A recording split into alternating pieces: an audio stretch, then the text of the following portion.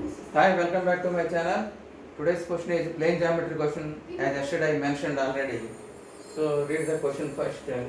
Let ABC be a triangle with angle C is equal to 90 degrees. That means ABC is a right angle triangle, right angle at C. And PQR are the midpoints of the sides BC, CE and AB respectively. PQ are given as the midpoints of the sides. Then two equilateral triangles AQX and BPY are constructed outside triangle ABC. These two triangles are constructed outside triangle ABC. Then we have to find this angle RXY. That is the question. This question looks an easy, but it is a typical. So we have to do some constructions here to solve this question. So we will do. First of all, I will draw the diagram. Let ABC be a triangle with angle C is equal to 90 degrees.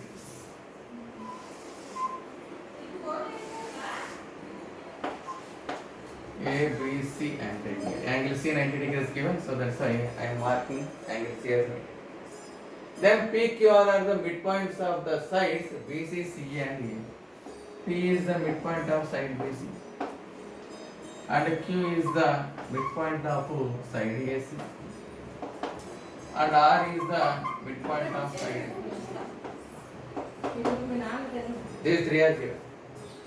Then two equilateral triangles AQX and BPY are constructed outside triangle ABC. Outside triangle ABC, these two are constructed here. That means equilateral triangles with length AQX this is and BPY this is. These two are the equilateral triangles. Equilateral triangles means all angles are equal and all sides are equal. All angles are equal to 60 degrees each and also all angles are 90 degrees. All angles are 60 degrees each and all sides are equal. Then we have to find RXY. RX. If I join this one, this angle only we have to find. That is the question. RXY angle we have to find. Our aim is to find this angle. This is the question. So here what I am doing is, if I join this RP and RQ, what is happening here? These are perpendicular. Why these are perpendicular means P is the midpoint of BC, R is the midpoint of AB. If I join these two midpoints by midpoint theorem, these two are parallel. And this line is perpendicular to BC, so that's why this is also perpendicular to BC. Same logic here I am applying. Q is the midpoint of AC and R is the midpoint of AB. If I join this QR that is parallel to BC, that means it is perpendicular to AC. So that means here a rectangle is formed. Rectangle is formed. That is this is construction is important here. So join RP and RQ. By midpoint theorem, what we can conclude from midpoint theorem means RP is parallel to AC and RQ is parallel to BC. We can write from the midpoint. RP parallel to AC means RP is perpendicular to BC and RQ is perpendicular to AC, we can write here. So, and also one more observation, this length and this length are equal, am I right? RP length and CQ length are equal. These are the two perpendicular distances and parallel also. And here also RQ length, this is a rectangle here, RQ length and the CQ length are also equal. So that is the main observation for us. That is the important point for us to solve this question. So what I am doing is, directly I am not finding this question, this angle. Directly I am not finding this angle. So before going to find that angle, I want to do something more for this question. What I am doing here is, if I join RY and RX, so join Rx and Ry.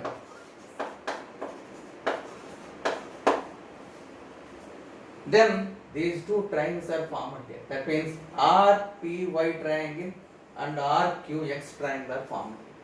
So we will see what is happening. So in triangle RPY and triangle RQX. In these two triangles, if we observe these two triangles, this length RP is equal to XQ. Why? RP is equal to CQ. You know, CQ means AQ, but this is an equilateral triangle, so AQ length is equal to XQ also. So we have RP length is equal to, here RP length is equal to QC. Since Q is the midpoint, this length is also equal to AQ. That length is, since this is an equilateral triangle, so XQ length also equal to this thing. So these two sides are equal here. Then PY side length, PY length is equal to, PY side length means, here this length is also equal, am I right? BP also equal. Since this is an equilateral triangle, PY length is equal to BP. BP is equal to CP. This CP is equal to QR. Am I right? Well, this is a rectangle here. So this is equal to QR. That means these two side lengths are also equal. And if we observe the angle between this RP and PY, RP and PY, this is 60 degrees and this is 90 degrees. 90 plus 60, 150 degrees. Here also, angle between XQ and QR, this is 90 degrees and this is 60 degrees. Again, that is 150 degrees. So, and also, angle RPY is equal to 150 degrees is equal to angle XQR. So, in these two triangles, two corresponding sides are equal and the angle between them are equal. That means those two triangles are congruent by SAS congruency property. Side and side. By SAS congruency property, triangle RPY is congruent to triangle RQX. XQR. I am writing the corresponding sides here. XQR. Corresponding vertices. RPY and XQR. These two triangles are congruent here. This is the important observation from this diagram to solve this question. RPY and XQR two congruent. When two triangles are congruent, corresponding sides are equal and corresponding angles are also equal. So corresponding sides means here I am taking RY length is equal to RX length. So from this one we can write RY length is equal to RX length. And also the angles here. This angle, if I taken this angle as alpha, that means PRY. PRY angle is equal to angle PRY is equal to angle QXR. QXR means this angle. I know these are 90 degrees, all angles are 90 degrees. So if I find this angle here, since RY is equal to RX, this RXY angle is half of the 180 minus of this angle.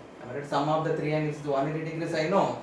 Since Rx is equal to Ry, so this implies what we can say from here is Rx is equal to Ry means Rxy angle is equal to Ryx angle. Rxy angle is equal to Ryx angle. So if I find this angle here, that means here 90 degrees I know this is alpha I taken. What about this angle? Since this is alpha and this is 150 degrees here, so this is 30 minus alpha, am I right? Already this is alpha, so let it be alpha here, so that this implies angle XRQ angle is equal to 30 minus alpha.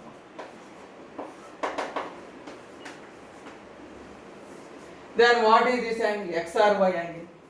Therefore, angle XRY is equal to 30 minus alpha, 90 plus alpha.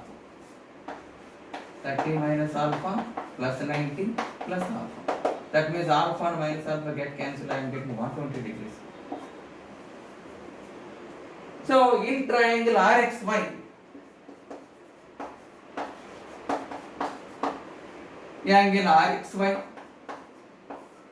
plus angle RYX plus angle XRY is equal to 180 degrees. Sum of these three angles is equal to 180 degrees. I know this angle already, and these two angles are equal here. Those two angles are equal. That means I want to find out RXY angle here. So that's why I am writing this as the 2 times of RXY is equal to 180 minus this angle is 120 degrees. That means 60 degrees. Therefore, what is RXY here? 30 degrees. That is the angle we have to find out. This is the question. So, from this question, what I want to say is, first to draw the diagram. Then search the first step is search the any similar triangles or congruent triangles are possible, or we can get by any construction. We can get the any two similar triangles or congruent triangles. That is important observation. First, very basic point. First, mark all the angles. Draw the diagram and mark all the angles.